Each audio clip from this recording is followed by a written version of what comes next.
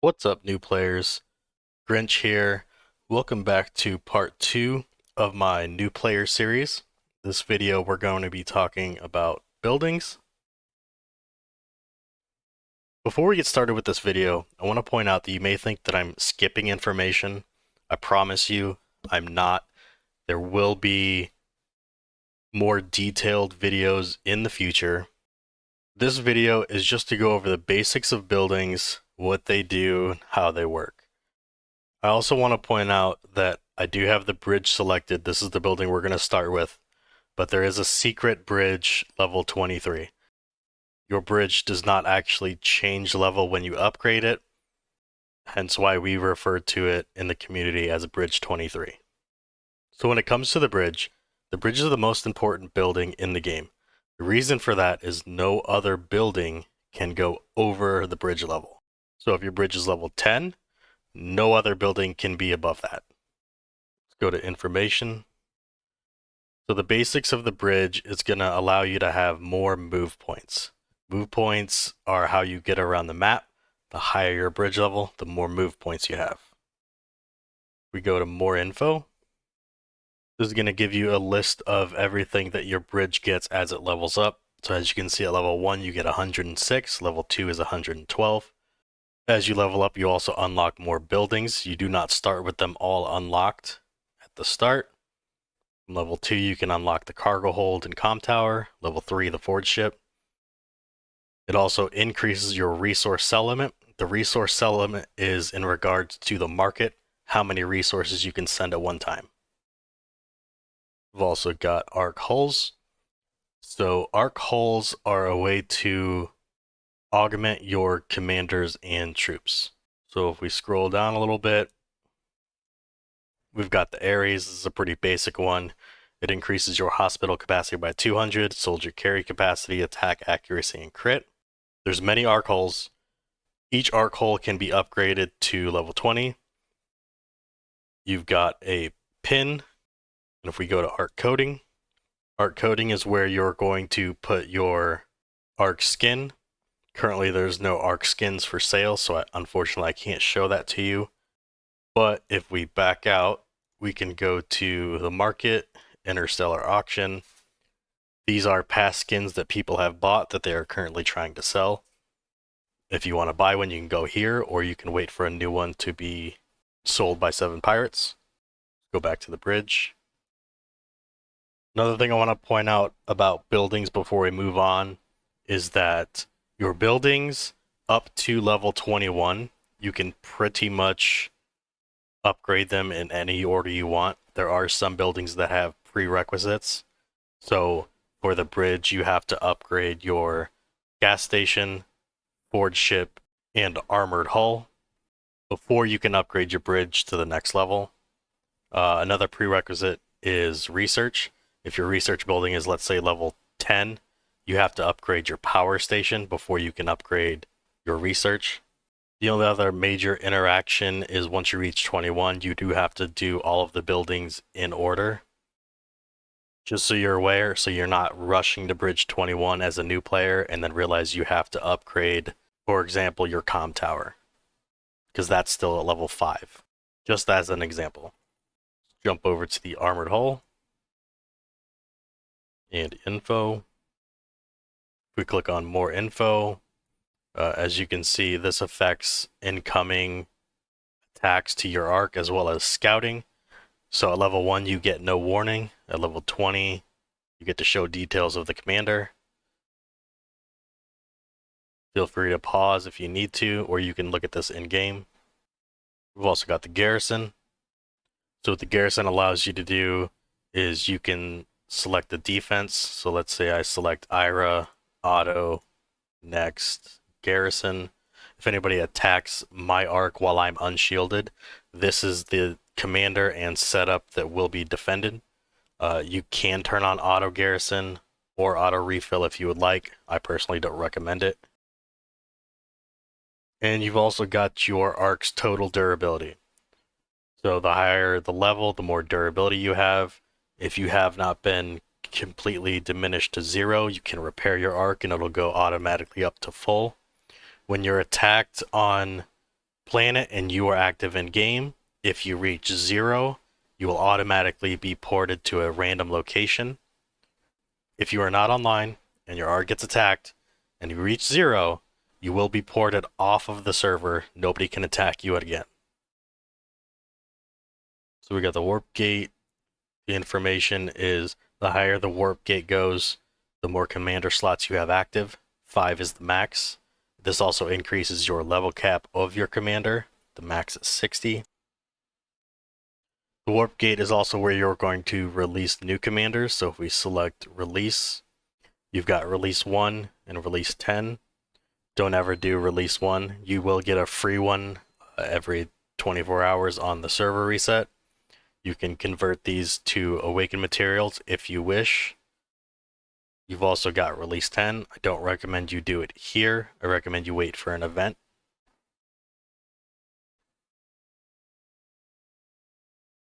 And you also got the plugin shop.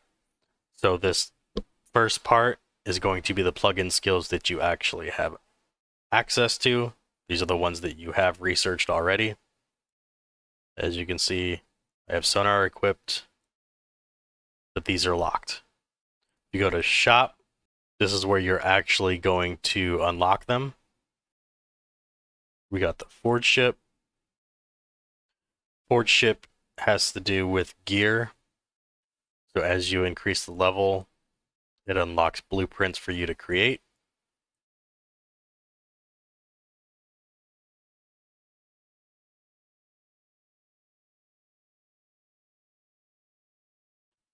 This is where you craft it. You've got normal and advanced. Normal is epic and below. Advanced is legendary and above. Note that the higher level equipment does require blueprints. You can also upgrade gear. If you select it, this is where you're going to upgrade your gear. Got a handbook. This is all of the gear in the game that's available. You've got Star Jewels. From the equipment screen, you can select it and inlay. You've then got the Star Jewel tab. This is what you have on your Ark. As you can see, there's a 843 out of 1,000 for me. Once you hit 1,000, in order to get another Star Jewel, you are going to have to sell them. That's what the bulk sell is for. You can also repurpose your terribly rolled gems, like 12%, try to get a higher one. And you've got handbook. This is all of the gems. If you want to check out what gems do that you do not have, this is where you'll do it. And you've got a filter. The filter allows you to select gem sets that will only affect your Star Jewels. This is how you would easily filter them. Now we got the comm tower. Comm tower affects time help, reinforcements, and resource aid. Resource aid is how you send resources to another Ark. The higher the level, the more reinforcements, time help, and resource help you get.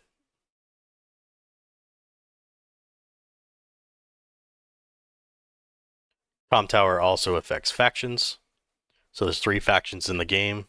Nixa, which is infantry, Voltar, which is walker, and Maduel, which is air. Each one provides different stats. This will be a more in-depth video later. So when it comes to resource generating buildings, I'm not going to do every single one of them. This is the diner ship, for example. You've got resource production, the upper limit, and the capacity. Capacity is how much resources can be stored up here. Click on more info. You get the stats as you level up. As long as all research and building levels are the same, Integral Mart will always produce exactly half. That's the ratio. You got the Railgun. I'm not going to bother going to reload. If you go to info, this just unlocks your black hole bombs. Never build these. It's just not resource efficient.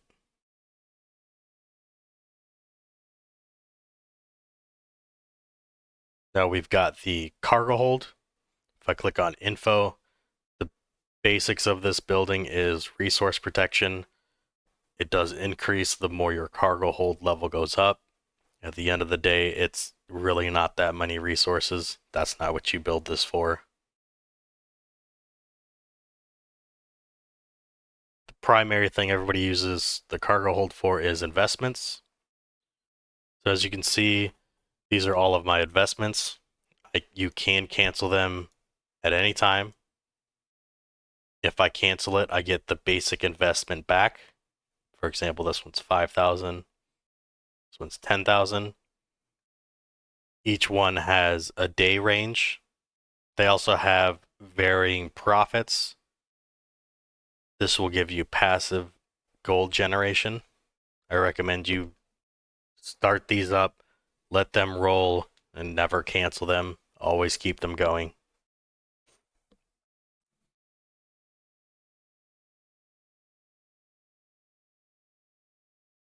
We've got the barracks. Please note that you can unlock 3 barracks in total. We go to info. Upgrading the barracks level affects your unit training limit.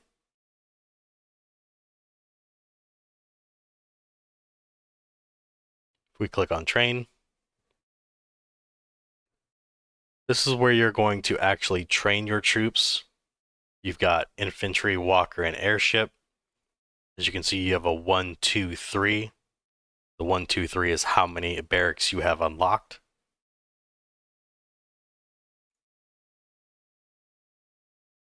Now, remember when I told you all about bridge level 23?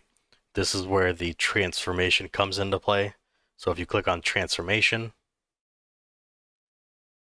transformation affects your tier 9 plus troops. This is where you're going to input your talents. There will be a later video going over not only research, but talents in more detail. The talent system only affects T9 plus. We've got the research lab. If we click on info, you level up the research lab to enable yourself to actually increase the level of research. I'm not going to click on more info. There's way too much listed. You can do that on your own. You've got the combat AI. This is where you're going to unlock them as well as upgrade them. There will be a more in-depth video on combat AI in the future.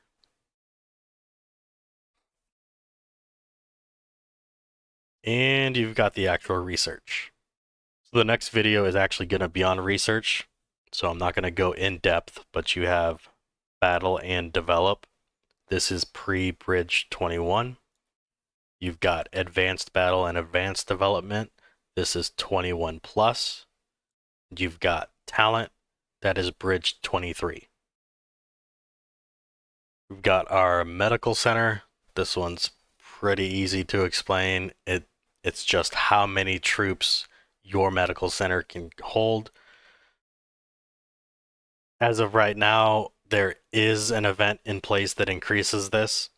So I have 277,200 medical center.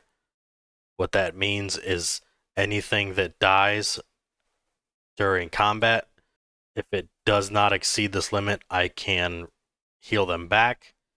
Anything over this limit will die permanently. And last, you have the Warriors Club. So if we click on Evolve, Evolve enables you to take your tier 2 plus infantry, walker, and airship to the next tier.